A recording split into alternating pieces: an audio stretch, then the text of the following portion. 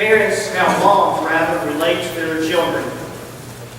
Sometimes when kids are little, they don't see everything that their mothers do. But more often than not, our mothers are super women. Now here's how men relate to their mother, to the wives.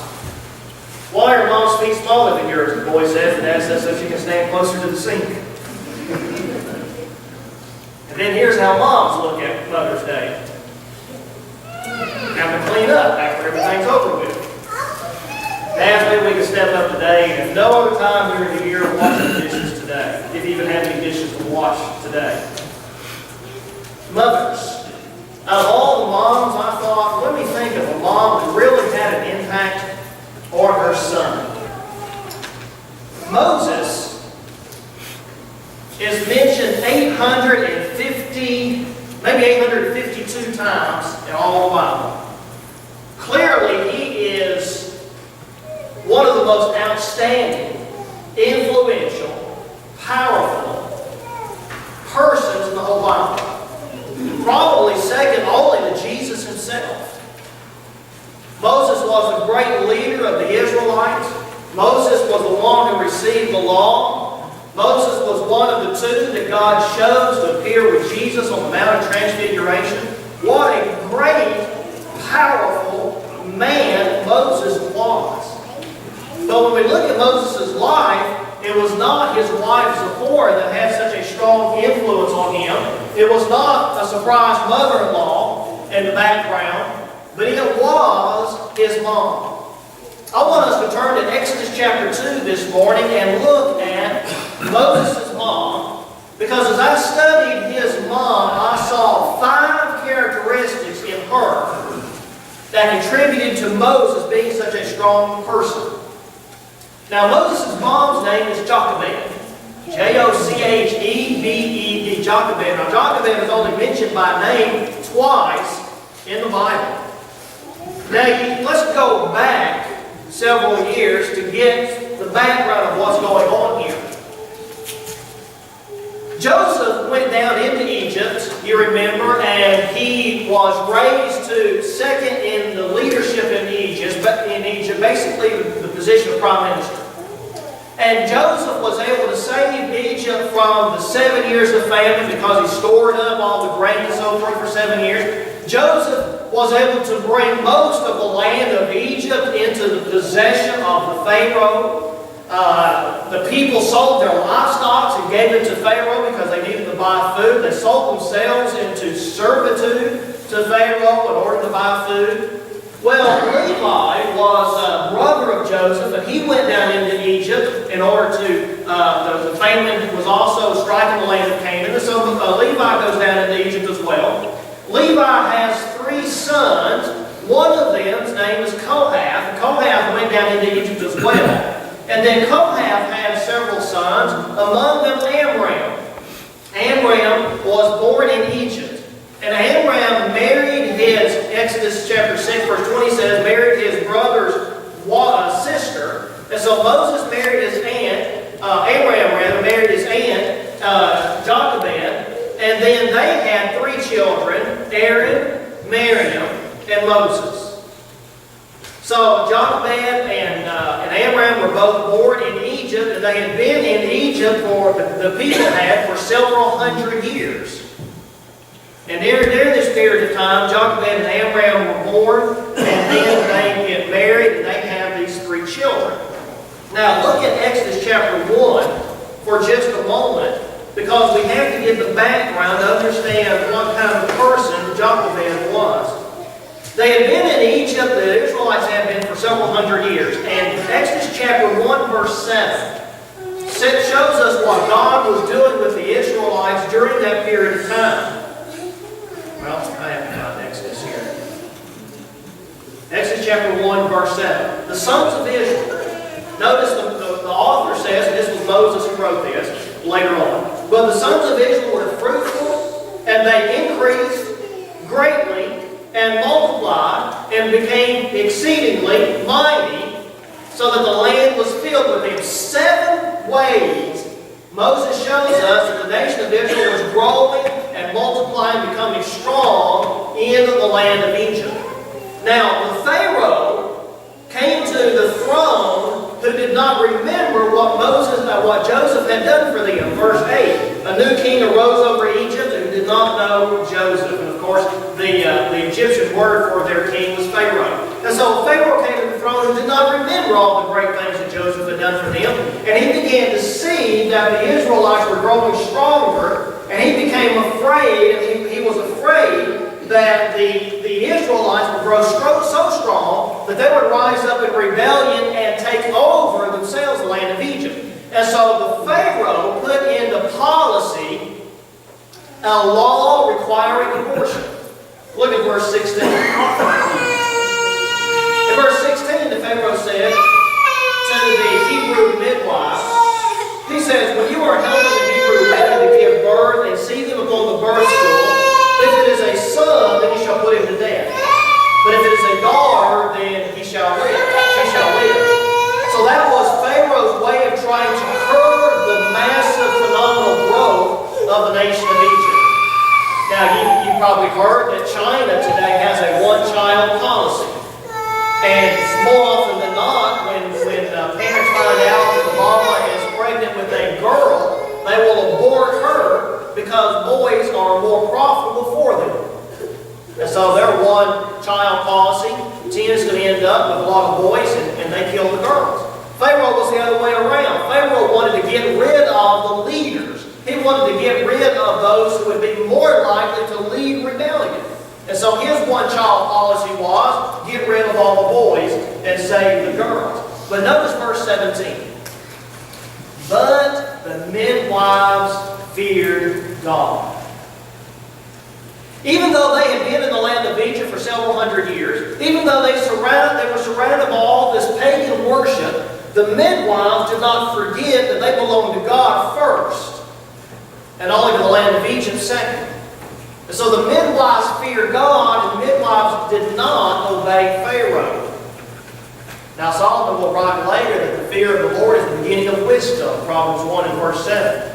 And so the midwives feared God, verse 17, and they did not do as the king of Egypt had commanded them, and they allowed the boys to live. And so the Pharaoh comes to the midwives and he says, why are you allowing these boys to live? And the midwives say, well, you know, these Hebrew women, you know, when they get ready to get children, there it is. You know, we don't have time to get there. Now that was their story. And so the Pharaoh comes back, and the Pharaoh says, well, let's change this command in verse 22. Pharaoh then commanded all of his people, this is the Egyptians now, and he says, every son who is born you are to cast into the Nile River, and every daughter you are to keep alive. So this is the environment in which Amram and Jochebed are living, and now they have found out that Jochebed is pregnant. Or what are they going to do? This woman, and if you look at chapter 2, verse 1, this woman and the father as well they step out of obscurity. The writer, who of course is Moses, he doesn't even give their names at this point. It's almost like they were kind of a typical set of parents. There was this certain man from the house of Levi, and he married a daughter of Levi, Amram and Jochebed. Now as we go through the next 9 verses, through verse 10 of this chapter, Exodus chapter 2, verses 1 through 10, I want us to look at these 5 things that we see in Jochebed that made her a godly mother and allowed her to raise Moses to be such a strong and influential and godly man. So the first thing that we see in Jochebed is that she is a woman of perception. Notice in verse 2, Exodus chapter 2, verse 2. The woman conceived and bore a son, and when she saw that he was beautiful. Now that's what my mom said when I was born. She said, that boy is handsome. That's the way all of us parents feel, isn't it?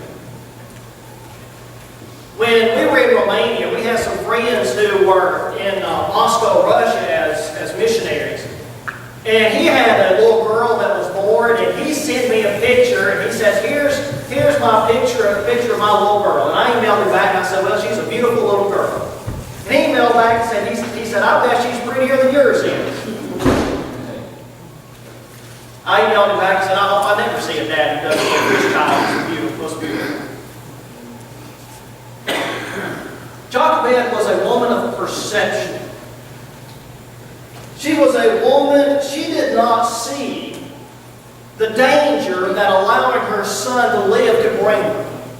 She did not see anything negative that could happen when she brought the son into the world. She was a woman who saw the good, and that's what the Hebrew literally means. She saw that he was good. She saw the goodness in the child. Now that's what makes a good mom.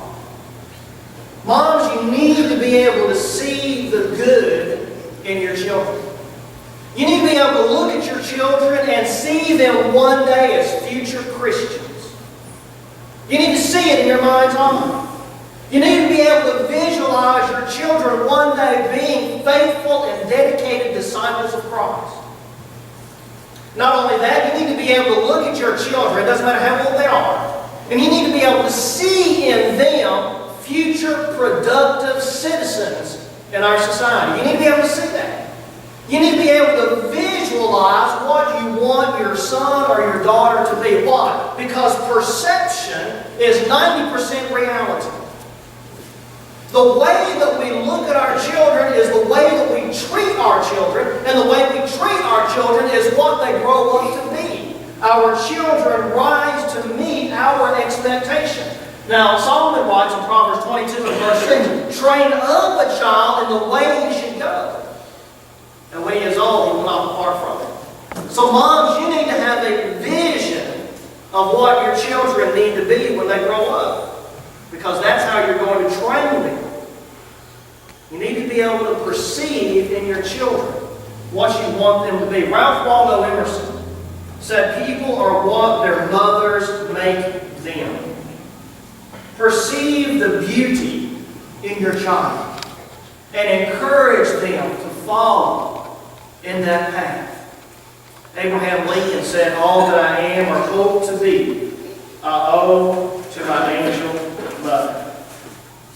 Now, the Apostle Paul writes in Colossians chapter 4 and verse 6, he says, let your speech be always with grace, seasoned as it were with salt, that you may know how to respond to every child. Now, Paul doesn't say every child, but the verse applies to mom just as much as any of us. Let your speech, mom, be always with grace, seasoned as it were with salt, so that you will know how to respond to your children. Perception. The second thing that we see in Jochebed that made her such a godly mother certainly is courage. The policy from the man on high is kill boys. Now notice what she does here in verse 2. She conceived, she bore a son, she saw that he was a good child, a beautiful child, and she hid him for 3 months. She hid him for 3 months. Even though it was the policy of the king to kill them, Jochebed had the courage to do something different. In Hebrews chapter 11, verse 23, the Hebrew writers praises the courage of Moses' parents. By faith, Moses, when he was born, was hid for 3 months by his parents, because they saw that he was a beautiful child and they did not fear the king's command. Moms, it takes courage to raise your children, to be godly children. It takes heart. It takes courage. Let me remind you of a story that occurred in 1 Kings chapter 3, verses 16 through 28. This is an account of the wisdom of Solomon. And you've all heard the story, I believe. It is an occasion where 2 prostitutes were in the same house, and both of them had children, and one of the children dies. Well, the mom whose child dies takes the child of the other mom and pretends like it's hers, and she swaps babies. Well, the other mom then brings the situation to King Solomon. And she says,